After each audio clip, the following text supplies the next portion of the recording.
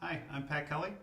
Okay, in this problem, they start us off with a good old normal looking function of f of x equals 1 over 4 minus x. And our challenge is to write that as a geometric series. And they tell us to do it two ways. So we're going to have a part A and a part B. Part A is to kind of model the approach they took with a few of the examples presented in the book. And what that really comes down to is that we should remember with geometric series that it will end up equaling, our total sum should end up equaling a over 1 minus r. So I'm going to suggest that's how I start, that's what I want, I want this expression, this function, to look like a over 1 minus r. Okay? So I'm going to take this given fraction, 1 over 4 minus x, and just tweak it a little bit. I'll just do some rewrite, some algebra, in order to make it look like this model.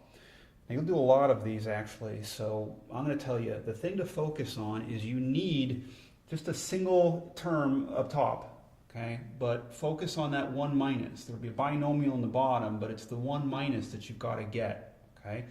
The a and the r can really be anything, but you've got to have a 1 as your first term in the denominator, and you've got to have subtraction. So that's where you should focus your algebra efforts.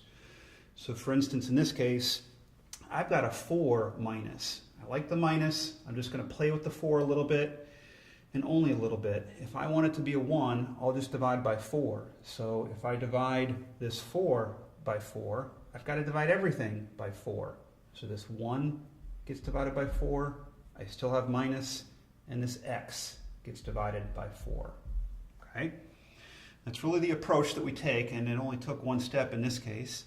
The approach we take is to rewrite the given function so that it matches this geometric model, because now then you can pull out your, you can pull out your a, which is my 1/4, and you can pull out your r, which equals x over 4. And then we can use that information to put it into a geometric series like this. So this geometric series, we shoot over here, f of x equals summation, and 0 to infinity as usual. But my a is 1/4. My r here is x over 4. And in the geometric series, that's raised to the n power. R is always raised to the n power. Okay? So that does it. We have a little bit more work to do. In terms of a final answer for my geometric series written this way, you should include your interval of convergence. Okay, so we'll do that, and that won't take too long. But what else I'm going to do is write out the first few terms here, especially so that I can compare it to my part B. Okay? So I've got the interval of convergence to do. I'll put that on the back burner for just a second. Let's write out the first few of these just to see what they look like. Putting in a 0, that's going to go to 1. We'll get 1/4. And in fact, let's factor out a 1/4. 1 plus. When I go to put the 1 in, I don't have to worry about that anymore. And we'll just get x over 4. Let's go one more. If I put a 2 in, we'll just get x squared over 16. Plus dot, dot, dot. And as I mentioned, I really only did that because our part B to this problem, we should see the same kind of thing. Okay, they should be the same. All right, now in terms of an interval of convergence, this won't take too long because with a geometric series, you should already know what it takes for it to converge. That's what we're looking for, is convergence. And what it takes is for your r, the absolute value of r, to be less than 1. So absolute value of r needs to be less than 1. We have our r, it's just x over 4. And so just to simplify that a little bit, take the 4 out of the absolute value, it's a positive 4, and I'll throw it to the other side. I'm going to get absolute value of x less than 4. So my final answer for an interval of convergence is from -4 to 4.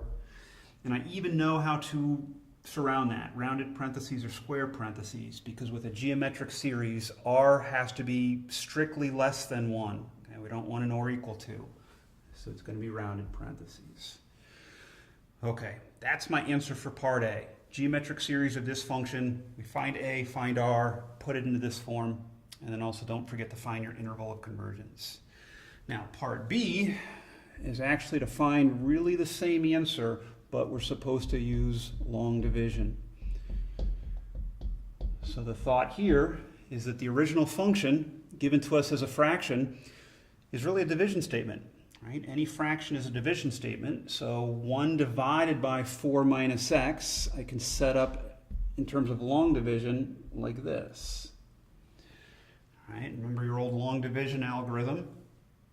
What do I multiply 4 by to get as close as I can to 1? I would say 1/4. Do this multiplication. 1/4 times 4 is 1 minus x over 4. And now you're subtracting. Those should subtract to 0. This should give you a positive x over 4. And now you're asking yourself, what do I multiply 4 by in order to get close to x over 4? So that would be plus just x over 16. So we take that x over 16 and we're going to multiply x over 16 times 4 is just x over 4. And then minus x squared over 16. We're subtracting. Of course, those should go to 0, and we get a plus x squared over 16. And I go back and ask myself again, what do I multiply the 4 by to get as close as I can to x squared over 16? And that's going to be x squared over, let's just say 16 times 4. Because at this point, I'm going to stop. It would be plus dot, dot, dot. But I'm going to stop because I should now see that I'm getting the same thing as I would right there. Okay? I was getting myself ready for that in part A, but I didn't exactly keep them exactly the same. 1/4 times 1, that's that first term. 1/4 times x over 4. I was thinking to myself I should have left that as 4 times 4 in the denominator. You would have seen exactly this. And then the third term is here, 1/4 times x squared, and then in the denominator 16 times 4. Okay, that's what they wanted us to do. Okay, thanks, and I hope that helped.